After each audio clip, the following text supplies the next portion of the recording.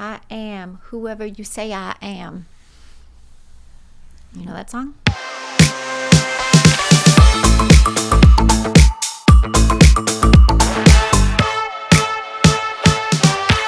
Happy Wednesday, my friends. I'm Shayna. For those of you brand new here, welcome, welcome, welcome. Today, let's talk about affirmations, my friends. Affirmations, they're probably one of the simplest yet most powerful tools available to all of us. An affirmation is a simple sentence we choose on purpose and repeat to ourselves, whether that be out loud, in our head, or on paper. And the reason an affirmation is so powerful is because our thoughts create vibrations in our body. Our thoughts create feeling states which affect how we show up in our life and what it is that we create. Okay, so let me take a few seconds to break down affirmations as they relate to creating results. In order to create magic and the results we desire in our life, we must close the gap between where we are and where we want to be. I talk about this a lot. So here's what I mean by that. I want you to notice where you are right now as you watch this video. Okay, so notice your surroundings and where you are in this moment. And now I want you to think about something you desire. Could be anything. More money, a new career, relationship, more freedom, whatever it may be. If I asked you, okay, where are you right now in relation to what you want? What would you say? Where are you right now in relation to the thing you desire? Maybe you're like, I don't know. I'm here and what I want is somewhere out there. Just haven't found it yet. Haven't manifested it yet, Shayna. Total normal response. That is how most of us think about our desires. We think of our desires as over there, far away in a distant land. And so then it creates this gap, okay? This gap being our limiting thoughts about where we are in relation to our distant desire.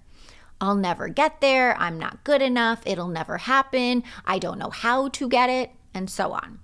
And so we entertain these thoughts, whether subconsciously or consciously, and then of course it just perpetuates the not having or achieving what we want.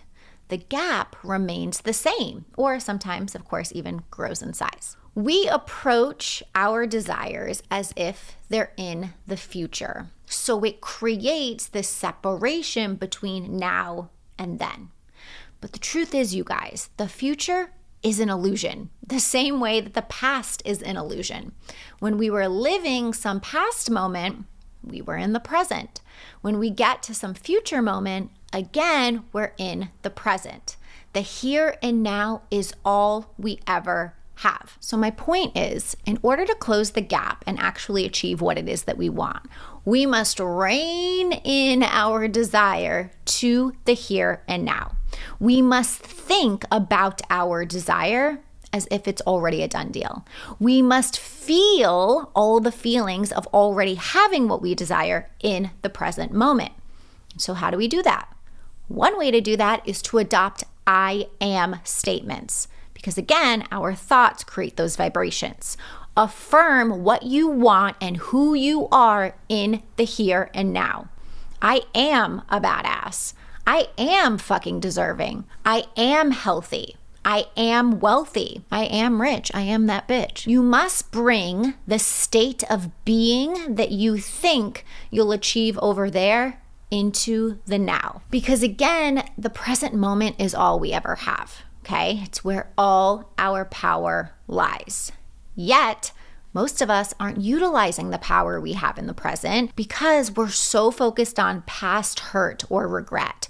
We're so focused on worrying about some future moment that doesn't even exist. Or if we are looking at our present, we're so focused on all the things that we don't have yet. But there's zero power in that, you guys. You must choose time and time again to embody who you think you'll be over there now. So what you don't want to do when you're designing affirmations is to make them future focused, okay? So for example, one day I'll be a millionaire.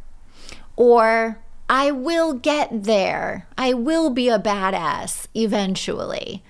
Because remember, one day is an illusion. You want to pull it back to the present. I am XYZ. Now, I don't want to contradict myself here, especially for those of you that have worked with me. Whenever I'm working with a client and we're working through their limiting thoughts and closing their own gap, oftentimes I will have them use what's called a bridge thought. A bridge thought is a tool meant to slowly work up to the I am statement. For example, let's say the limiting thought is I'm not worthy. So you have I'm not worthy on one end of the scale and I am worthy on the other end of the scale. That's the gap. I'm not worthy. I am worthy. If you're new to this work or the gap is really, really big, trying to jump from I'm not worthy to I am worthy most likely will feel really hard and frustrating.